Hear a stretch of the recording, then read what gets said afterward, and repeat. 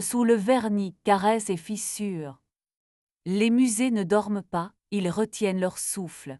Quand la dernière classe a oublié ses murmures au vestiaire et que les cartels redeviennent de simples rectangles, la pierre change de température. Les salles se replient comme des draps tirés au carré, l'air sent l'encaustique et l'ombre des cadres, et les tableaux se prêtent leurs secrets de pigments comme on s'échange des lettres d'amour anciennes. Les caméras clignotent à peine, la climatisation parle à voix d'orgue, et l'on entend, si l'on a appris à écouter, le craquement minuscule du bois qui se souvient de l'arbre. Je m'appelle Aude, restauratrice d'art, je passe mes journées à faire des politesses à des siècles qu'on croit policiers. Ma table est une île claire, lampe articulée, coton, solvant rangés comme des promesses, scalpel qui brille sans menacer. Je connais l'odeur de la Terry Benson plus intimement que celle de n'importe quel parfum, la respiration exacte d'un vernis quand il accepte d'être allégé, la manière dont une dorure pardonne si l'on parle bas. Dans un tiroir, j'ai une petite boîte en métal bleu, ancien bonbon Vichy, cabossé à. Étienne, mon mari, alors, pilotait les mécènes, les soirées d'ouverture, les sourires qui signent les virements. Il sait faire croire à la pierre qu'elle est légère, au donateur que sans la Joconde éternuerait. On s'est rencontrés sur un accident muet, une craquelure qui traversait un ciel du XVI, lettre 1 des 4-9 comme un soupir mal contenu. Je tenais mon souffle au-dessus du cheveu de fissure, j'ai posé une larme de colle de peau, j'ai refermé comme on borde un secret, et je l'ai entendu derrière moi ne pas tousser. Son silence. La première fausse note n'a pas été du rouge sur un col. C'était un parfum de cardamome et de poire pas chez nous. Nos couloirs sentent la cire, la poussière noble et parfois la laine mouillée des manteaux. La cardamome n'a rien à voir avec l'école vénitienne. Dans la salle d'où un cartel avait été remis droit et jure pourtant que je l'avais laissé imperceptiblement incliner l'œil c'est. La caméra du couloir a grésillé 18 secondes à 0009, puis a repris comme si la neige n'était qu'une mauvaise manière. Sur le mât. Je me suis offert un alibi au musée, un conférencier venu répéter, une conservatrice insomniaque, un gardien qui vérifie un extincteur. Mais le jeudi suivant a répété les minutes comme un rituel. 0009, neige 0012, odeur 0020, cartel trop droit. Chez nous, pendant que je pliais des torchons, je plie entière, Étienne en moitié, les mariages sont des géométries, il s'est adossé au plan de travail avec une douceur de poignée. Nous ouvrons, il a dit, avec des règles, nous d'abord, personne de l'équipe, pas d'artistes en résidence, on se dit avant, pas après, protection toujours, notre lit n'est pas une réserve. J'ai voulu être plus vaste qu'un cadre. On a écrit nos promesses aux doses du plan d'accrochage d'une exposition temporaire, on a signé comme si le papier pouvait surveiller la respiration des murs. Nous avons tenu 2 semaines héroïques, la 3e à 22h50 et dîner prolongé avec le comité. Ne m'attends pas. La caméra a bâillé à 0009. La cardamome a repris son morse. J'ai essuyé une auréole d'eau avec une colère qui se voulait polie. Je n'installe pas de pièges dans les sanctuaires. Je les apprivoise pour qu'ils n'aient plus envie de mentir. J'ai posé des gestes qui ressemblent à des caresses. Une poudre fluorescente, celle que j'utilise parfois pour suivre une infiltration d'humidité derrière un panneau, effleurée sous la poignée de la porte latérale de la salle 12. Une bande de fil de soie, si fine qu'elle fait hésiter une ballerine, tendue à la base de l'escalier des réserves, pas pour attraper, pour faire réfléchir. Une feuille vierge glissée sous le tapis de la petite salle de repos des. Je ne les ai pas vus, je les ai sentis. Étienne avec ce sourire calibré pour les donatrices.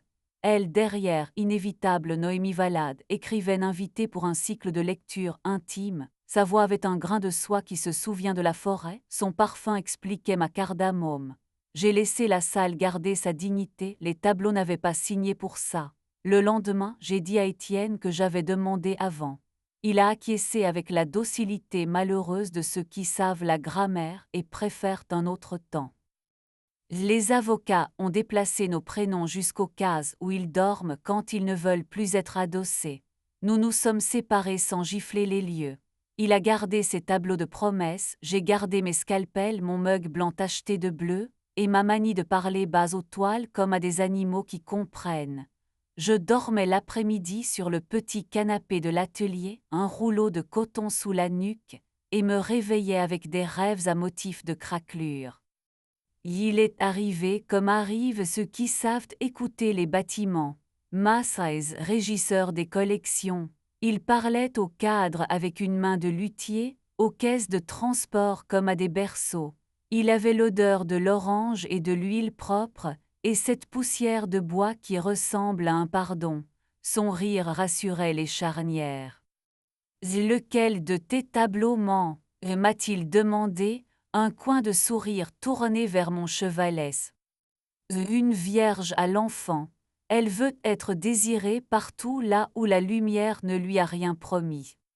Alors on lui promet mieux, pas plus, et il a dit, et sa paume s'est posée sur le bois du châssis, juste assez pour calmer le craquement. Le tableau a rendu un son de basse presque humain. Nous avons commencé par les verbes sages. Il m'a montré le sifflement subtil d'une vie qui réclame la modestie d'un tournevis-pluton que l'orgueil d'une perceuse. Je lui ai appris à entendre le petit soupir du vernis quand l'essence migre assez pour être écoutée. Il a laissé sur ma table la moitié d'une orange. J'ai glissé l'écorce dans ma poche pour que ma fatigue sente la lumière. La première fois qu'il m'a touché, c'était mon poignet 1 degré pour éloigner mon bracelet de l'acier d'une agrafeuse. Là, il a murmuré, et la chaleur a comme. Le premier baiser a eu lieu dans la salle des cadres, entre une dorure Louis XV romain qui supporte mal le doux et une échelle qui pardonne peu. Sa bouche avait le goût d'orange et de café, il y avait ce coin de chaleur qui devrait appartenir au courage et à l'amour. Il a gardé les yeux ouverts une seconde, pas par peur d'une caméra, je connais leurs angles, mais pour me choisir 2 fois. Ma paume a trouvé le creux de ses reins, là où le jour range son avis. Il a fait ce bruit qu'on garde pour les famines. Nous avons compté jusqu'à 10, et non. Nous nous sommes donné des règles qui ressemblent à du respect, pas à une clôture. Pas de bouche à portée d'un tableau, la toile a une mémoire plus longue que nous. Pas de main près des solvants, la peau n'est pas un laboratoire. Oui pour la salle des cadres quand la poussière parle doucement. Oui pour l'escalier de service entre les 2 paliers où le néon consent à être animal. Oui pour le toit sous la verrière quand la lune décide de se taire. Nous avons laissé les clés dormir dans leur gorge, nous avons déjà touché le feu. Le vernissage de printemps a été inventé pour l'ego des discours. Noémie est revenue avec une robe qui apprenait la discipline au satin. Étienne, un pas derrière, portait un sourire prêt à vendre. Je les ai salués, adultes qui refusent d'humilier un lieu pour régler des comptes qui savent très bien écrire. Massais, en noir la poussière l'aime, a roulé sa caisse d'outils comme une météorologie privée. Sur la petite estrade, on a maltraité le mot patrimoine jusqu'à ce qu'il perde ses coutures. On a promis des nouvelles médiations, on a feint d'aimer l'ombre autant que la lumière. Je faisais ma ronde, l'habitude est un sacrement. 0009 est passé sans neige. Le cartel de la salle 12 a gardé mon accent. La poudre fluorescente sous la poignée dormait sans convoquer les violets. Ma petite boîte bleue dans le tiroir a cliqueté, épingle, ticket, bouton, alliance, guillemets autour d'un chapitre qu'on n'ouvrira plus. Après le démontage, quand le dernier traiteur a compris que la mène n'est pas une personnalité, Massais m'a trouvé sous la verrière, la paume posée à plat contre la peau du musée, pierre, fer, peinture, comme si l'ossature voulait apprendre la gratitude. La ville derrière le verre étalait ses néons comme un collier de pacotille qui s'obstine à être beau. Il n'a pas dit mon nom. Il a levé sa main, j'y ai posé la mienne. Nous avons respiré ensemble, geste bête scientifique. Tu t'es oublié ici, il a dit voix basse. Je m'entraîne à demeurer, j'ai répondu. Comme quoi? Comme invité, ai-je dit, et le mot m'a assise dans un fauteuil invisible, celui qu'on réserve aux fantômes bienveillants. Nous avons embrassé comme des gens qui respectent le risque et paient leurs factures. Ma ceinture a frotté le garde-corps, nous avons ri, le burlesque fait partie de la liturgie des endroits qui nous ont déjà sauvés. Nous nous sommes arrêtés avant que la lune n'apprenne nos prénoms. Il existe une version de cette histoire où j'illumine la poignée à la lampe noire devant un comité, où j'aligne les logs de badge sur un PowerPoint qui s'est griffé, où la salle 12 devient tribunal. Cette version-là récolte des frissons. Le musée, lui, ne me pardonnerait pas. J'ai choisi l'autre montage. J'ai raccompagné de corps vers des couloirs plus simples. J'ai protégé un sanctuaire de l'humiliation. J'ai préféré des verbes plus petits, ils durent plus longtemps que les couteaux. L'hiver a appris l'humilité aux chaudières et la patience à mes poignets. La nouvelle médiatrice a compris la différence entre secret et discrétion, l'un réclame des applaudissements, l'autre sait se taire. Un influenceur a voulu toucher la dorure pour sentir la matière, je l'ai sauvé avec une histoire de feuilles d'or et de budget. Massaise m'a appris que les charnières obéissent au ton, pas aux menaces, et que je dois me taire 3 respirations avant que ma colère s'habille en héroïsme. Je lui ai appris le soupir content d'un vernis quand on arrête. Un jeudi, la caméra a regardé sans bâiller. La cardamome a déserté mes couloirs. La salle 12 a accepté mon biais comme un accent doux. J'ai ri dans ma manche. Massaise a ri dans mon cou. Le musée a feint de ne pas approuver et nous a prêté son air ordinaire. Si un jour vous passez à une heure qui n'existe pas et qu'une voix vous demande de ne pas poser vos doigts sur une toile parce que la toile se souvient mieux que nous, c'est moi qui fais semblant de ne parler que de conservation. Si vous apercevez à travers une verrière une femme en noir appuyée une seconde sa joue contre la pierre, c'est moi qui remercie le bâtiment d'avoir tenu bon. Vous ne verrez pas la poudre fluorescente, sauf si les murs réclament un fantôme et qu'il n'y a pas de douceur plus simple. Vous ne verrez pas la petite boîte bleue. Je baisse les éclairages dans l'ordre que les salles préfèrent pour que la nuit entre comme une langue apprise.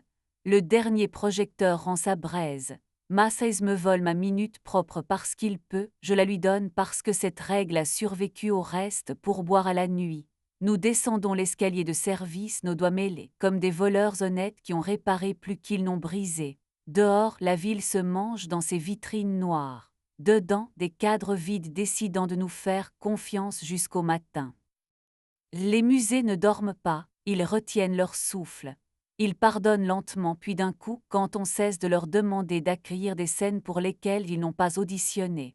Nous n'avons plus nos 10 minutes, nous gardons celles que nous pouvons porter et laissons le reste suspendu dans l'air traité des salles, là où les pigments apprivoisés savent encore faire briller le temps. Le matin, une inconnue lèvera les yeux devant un bleu qu'elle n'avait jamais vu si bleu. Elle croira l'espace d'un souffle qu'un lieu l'aime. J'essaierai d'être aussi prudente avec les vives.